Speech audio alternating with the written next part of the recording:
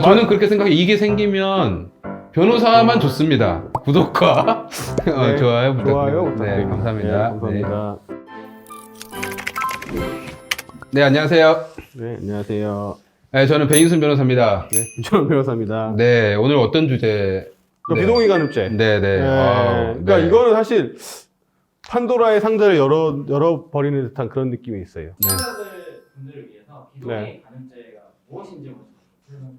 그렇죠. 동의 없는 성관계는 처벌하겠다. 지금은 성관계 협박 또는 폭행이 수반되었을 때 강간죄로 처벌을 하고 있고요. 그러니까 비동의했다. 이것만으로는 안 되는 거예요. 폭행이나 협박이 있어야 되고, 아니면 피해자가 환거불능 상태, 잠을 자고 있었다거나 술에 취해 있었다거나 약을 누가 먹였다거나 이럴 경우에만 성립이 되는데, 네. 이제 그런 폭행, 협박, 환거불능 빼고, 그러니까 동의하지 않았던 것만으로 이제 처벌할 수 있냐? 이제 그게 문제가 되는 거죠, 지금. 네. 그러니까 이게 관념적으로 보면 그냥 우리가 생각을 해봤을 때는 이게 왜 생겼는지에 대해서는 이해는 가죠. 그러니까 상대방이 원하지 않는 성관계를 했는데 폭행, 협박이 중하지 않기 때문에 처벌하지 않는다는 게 말이 되냐? 이거거든요, 결국에. 그러니까 왜냐하면 지금까지 강간죄의 성립은 반항을 불가능하게 할 정도의 폭행, 협박이어야 되니까 그거에 이르지 않는 건 강간죄로 처벌을 못한다. 그게 결국에는 원하지 않는 성관계인데 동의를 구하지 않았으면 처벌하겠다. 이런 취지는 맞아요. 그거는 제가 이해가 돼요. 그런 영역에서 비동의 간음죄가 논의되는 거는 공감해요, 충분히. 근데 그 비동의 간음죄는 현실하고는 좀 동떨어져 있어요. 왜냐하면 최근에 이제 성범죄를 처벌하는 거에 대한 법원의 판단이 반항을 현저히 억압할 정도의 폭행 협박을 매우 넓게 보고 있어요. 그러니까 뭐 예전처럼 막 굉장히 무서운 협박을 하거나 신체를 때리거나 뭐 억압을 해서 성관계에 이르러야 강간이라고 보지 않고 몸으로 누르는 정도의 행위만으로도 충분한 강간의 폭행 협박으로 보고 있기 때문에 사실상 폭행 협박이 약하기 때문에 처벌할 수 없다. 이런 거는 성립하지 않아요. 현실에서. 대부분의 지금 성범죄가 어떻게 진행이 되냐면 피해자는 합의에 의한 성관계가 아니라고 얘기를 하고 가해자는 합의에 의한 성관계라고 얘기를 하는 거예요. 결국엔 이미 쟁점은 동의를 구했냐 안 구했냐로 현실적인 법정에서는 다 집중이 될 수밖에 없잖아요. 그러니까 그런 입법이 없더라도 이미 현실적으로는 비동의 간음죄에 준해서 처벌이 이루어지고 있다. 그렇기 때문에 일단 저는 비동의 간음죄에 대해서는 입법을 반대하는 거고, 뭐 배 변호사님 생각이 있으실 테니까. 저는 비동의 간음죄가 왜 지금 문제가 되냐면, 그러니까 흔하진 않지만 실제로 무죄 판결문 중에는 그런 게 있어요. 피해자에게 명확한 동의를 얻었는지는 불분명하나 피고인이 폭행 또는 환거불능 정도의 폭행 또는 협박을 행사했다고 보이지는 않는다. 그러므로 무죄. 이제 이런 판결문들을 봤을 때 피해자 편에 있는 사람들은 당연히 화가 나는 일인 거죠. 왜냐하면 판사가 동의하지 않은 것처럼 보이긴 하나 폭행 또는 협박이 없으니까 무죄. 그러니까 이런 판결문이 아예 없지 않다는, 있긴 있다는 거예요. 그러니까 그런 판결문 자체를 없애자는 취지로 지금 비동의 간음죄가 저는 문제가 되고 있다고 생각을 하거든요. 맞아요. 네. 이게 연역적으로는 맞다니까요. 그러니까요. 그러니까 네. 제가 봤을 때는 비동의 간음죄가 또 명시적 동의를 남겨야 된다. 이건 아니겠죠. 그러니까 적어도 판결문이나 불기소 이후에 폭행 또는 협박이 없었으니까 무죄 또는 무혐의. 이거를 사실은 피해자 측에서는 당연히 받아들이기가 힘든 일이죠. 그렇죠. 그걸 보고 싶지 않다. 네. 그러니까 이게 말이 안 된다는 거예요. 그러니까 무슨 얘기인가 하면 동의를 구한 거를 입증하라. 라는 거잖아요. 결론적으로. 비동의 간음죄가 생기면 너가 동의를 구했다는 사실을 입증해라. 라는 거예요. 사실을 생각해보면. 그러니까 이게 너무 어렵나요? 그러니까 비동의 간음죄가 생기면 동의를 구하지 않으면 다 비동의가 되는 거예요. 그러니까 묵시적 동의라는 것 자체가 잘 성립이 안 돼요. 이미 지금 성범죄에선 대부분 묵시적 동의냐 아니냐를 가지고 많이 다툼이 있단 말이에요. 그러니까 이미 그렇게 다툼이 있는데 굳이 비동의 간음죄를 만들어서 입증 책임을 피고인이나 피의자한테 넘기는 거랑 같다는 거예요, 제 얘기는. 저는 그게 생긴다고 해서 네. 명확한 동의가 없는 걸 다 처벌하겠다. 처벌될 수도 있다. 뭐 그거에 대해서는 저는 일단 뭐 좀 반대인 게 네. 그렇잖아요. 그 명확한 동의가 없대서 다 처벌할 수 있다.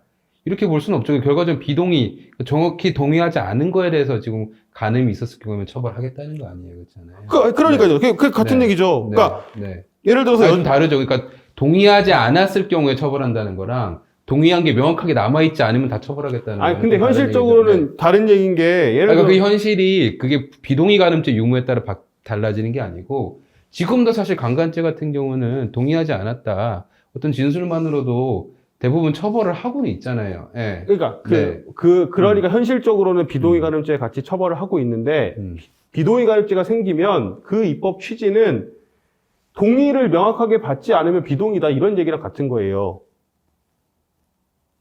네. 그렇게 되지 않겠어요? 그 비동의 간음죄면 동의를 구하지 않은 성관계는 처벌하겠다. 그러면 지금 수사 단계에서 뭐라고 물어보냐면 동의 구했어요? 라고 물어본단 말이에요. 그럼 저는 묵시적인 동의라고 생각했습니다. 근데 명시적으로는 동의 안 받았잖아요. 이렇게 얘기한단 말이에요. 그러니까 결국에는 같은 얘기라는 거예요. 지금도 그렇잖아요. 그러니까 지금도 그렇기 때문에 지금도 의미가 그렇죠. 없다는 네, 얘기예요, 지금도 결국엔. 그렇잖아요. 근데 네. 비동의 간음죄가 명확하게 생기게 되면 그 주문을 예를 들어서 지금의 형태랑 똑같이 규정을 하면 아무 의미가 없는 거랑 같아지고 만약에 그 법률의 내용을 명확하게 동의를 구하지 않은 명시적인 동의를 구하지 않은 성관계는 처벌한다 라고 규정을 하면 아까 말씀드렸듯이 뭔가 성관계를 하기 전에 문서로 남기거나 뭐 남기지 않는 그 입증 책임이 전환되는 성범죄는 다 입증 책임이 성범죄에서 다 전환되는 거랑 같다는 거예요. 제 얘기는. 오늘은 제가 슬쩍 좀 빠져 있을까요? 아니, 혼자 치고도 괜찮을 것 같아요. 아니, 그러니까 왜냐면, 저도 약간 헷갈리는데 지금 그러니까 비동의를 안 한 동의를 동의했다. 그러면 이걸 뭐지? 다시 네. 이제 앞에 부분을 빼고 다시 네, 얘기를 네, 하면, 네. 그러니까 배 변호사님은 제가 말한 것처럼 입법이 된다는 건 아예 생각지도 않는 거예요. 법조인이 그쵸, 생각할 때 그 정도 취지의 입법은 말도 안 된다고 생각하기 그건 때문에 쉽지 않죠. 그거는 위헌이라고 네. 생각할 네. 정도이기 네. 때문에 그런 건데 현실에서는 아마 많은 남성분들이나 뭐 우리가 하시는 분들이 비동의 간음죄를 저처럼 이해하시기 때문에 사실은 이 비동의 간음죄에 논쟁이 있는 거고 아까 말씀드렸지만 배 변호사님처럼 생각하면 비동의 간음죄는 이미 지금의 강간죄에서의 판단 기준하고 같아서 의미가 없고 제가 생각하는 우려하는 비동의 간음죄로 입법이 되면 여러 가지 문제점이 있다. 먼저 문제를 제기하는 쪽이 피해자가 되고 아닌 사람은 가해자가 되고 이런 문제도 있고 사실 지금 강간죄가 가해자가 대부분 남성으로 이제 한정 지어지는 이유는 강간의 요건에 폭행 또는 협박이 있기 때문이에요. 그러니까 여성이 남성에 대해 폭행 협박으로 강제로 성관계를 맺는다. 이 성립 자체가 잘 안 된다고 이제 수사기관에서 판단하고 있고 재판부도 그렇게 판단하기 때문에 강간의 가해자가 여성이 되기는 지금 쉽지가 않아요. 쉽지가 않은데 이제 비동의 간음죄가 만들어지기 시작하면 정말 이제 혼돈으로 가는 겁니다. 폭행 또는 협박이 없더라도 단순히 난 동의하지 않았다는 것만으로 이제 죄가 다 성립이 된단 말이에요. 분명히 실형 2년 내지는 3년은 일단 기본으로 가겠죠. 그렇죠? 굉장히 혼란이 올 수가 있어요, 진짜로. 그냥 뭐 누구든 간에 그냥 나는 동의를 하지 않았다. 그럼 다 이제 수사기관이 달려가서 조사해야 되는 거예요, 그때부터는. 그렇잖아요. 그러니까요. 이게 저는 그렇게 생각해요. 이게 생기면 변호사만 좋습니다. 예, 변호사는 사건이 많아지면 그렇죠. 뭐 기본적으로 돈을 더 많이 벌 수 있는 거니까 변호사만 좋은 것 같아요. 예, 제가 봤을 땐 그래요. 예. 저희가 단순히 뭐 가해자를 옹호하는 입장에서가 아니고 실제로 좀 현실에서 좀 동떨어지는 얘기인 것 같아요. 그래서 반대하는 것이면 네. 좀 이해해 주셨으면 좋겠고 네. 피해자의 의사에 반한다. 반한 것처럼 보이지만 폭행 또는 협박이 없으므로 무죄. 이 명제를 어떻게 받아들일까? 그러니까 분명히 피해자 의사에 반해서 간음이 있었는데 폭행 또는 협박이 없으니까 무죄. 이걸 어떻게 처리할까? 이거는 분명히 고민할 여지가 있는 것 같아요. 분명히 반했음이 너무 명백히 보이는데도 폭행 협박이 없으니까 무죄고 가해자는 그냥 자유로이 살아다니고 피해자만 혼자 마음 아프다는 거 아니에요. 이걸 어떻게 해결할까에 대해서 깊은 고민이 필요하죠. 근데 그 해결을 위해서 단순히 그럼 비동의 간음죄를 처벌하자. 이렇게 딱 해놓으면 정말 어떤 그거를 해결하기 위한 방법으로는 너무 과도하고 좀 혼란스럽지 않을까. 어쨌든 간에 제가 말씀드리고 싶고 어쨌든 지금 생각보다 상식에 맞춰서 판결은 이루어지고 있는 것 같아요. 그러니까 그렇죠. 종합적으로 봤을 때 무죄 여지가 많은 것들은 실제로 무죄가 나오고 있고요. 종합적으로 봤을 때 사실 이제 좀 힘들어 보이는 것도 다 기소가 되고 있는 것도 사실인 것 같아요. 사실인 것 같고. 그렇죠. 네. 사실은 거의 그 많은 일반인들이 우려하는 거와는 다르게 억울한 분들이 많지는 않아요. 솔직히 말하면 최종 결과가 억울하게 나오는 경우는 많지 않아요. 최종 결과라고 말씀하시는 판결이 억울한 그렇죠. 판결이 얘가 성범죄를 저질렀음에도 불구하고 무죄가 나오는 경우나 얘가 저지르지 않았음에도 유죄가 나오는 경우는 저는 많지 않다고 생각해요. 맞죠, 제 말이? 중간 살짝 놓치긴 했는데 아마 맞을 겁니다. 김 변호사님이 틀린 말을 많이 하시는 분은 아니기 때문에 아마 맞을 거라고 저는 생각을 하고 있습니다. 네, 네, 아, 맞습니다. 네, 깔끔하게 정리해 주세요. 네, 네, 네 정리해. 네, 뭐 감사합니다. 네, 감사합니다. 이거 너무 급발진인가? 어, 너무 급발진인가?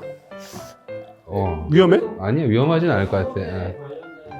문제를 적으면 항상 이렇게 재미가 없을 것 같아. 내 걱정. 아니 재밌을 것 같은데? 그래?